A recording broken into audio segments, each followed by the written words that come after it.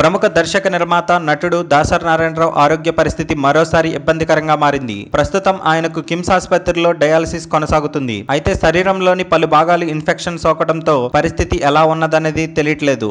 గతంలో ఆయనకు gastric balloon surgery చేశారు. సర్జరీ తర్వాత కొన్ని శరీర భాగాలు దెబ్బతిన్నాయని చెబుతున్నారు. ఆయన డయాలసిస్ కు ఎలా స్పందిస్తున్నారో చూసి తర్వాత హెల్త్ బులెటిన్ ను విడుదల చేసే అవకాశం ఉంది. ఉదయం నుంచి బీపీలో హెచ్చుతగ్గులు ఉన్నట్లుగా వైద్యులు గుర్తించారు. దీనిపై టాలీవుడ్ కు చెందిన కొందరు నిర్మాతలు స్పందించారు. ఆయన పరిస్థితి కష్టంగానే ఉందంటున్నారు. అయితే ఇవేవి అధికారికంగా సమాచారాలు కావు. ఆయన సన్నిహితులు మిత్రులు చెప్పిన విషయాలు మాత్రమే. కిమ్స్ ఆసుపత్రి వైద్యులు సమగ్రంగా చెబితే తప్ప ఈ విషయాలను పూర్తిగా నిర్ధారించుకోలేము. కిడ్నీలకు ఇన్ఫెక్షన్ సోకితే మాత్రం ఒక రకంగా ఆందోళనకరమైన అంశంగానే భావించాల్సి ఉంటుందని అంటున్నారు. ఆయన్ను కాపాడేందుకు వైద్యులు తమ వంతు ప్రయత్నాలు చేస్తున్నారు. అయితే దీనిపై ఇంకా ఎలాంటి అధికారిక ప్రకటన రాలేదు. మంగళవారం అర్ధరాత్రి దాటిన తర్వాత హెల్త్ బులెటిన్ రావచ్చని అంటున్నారు.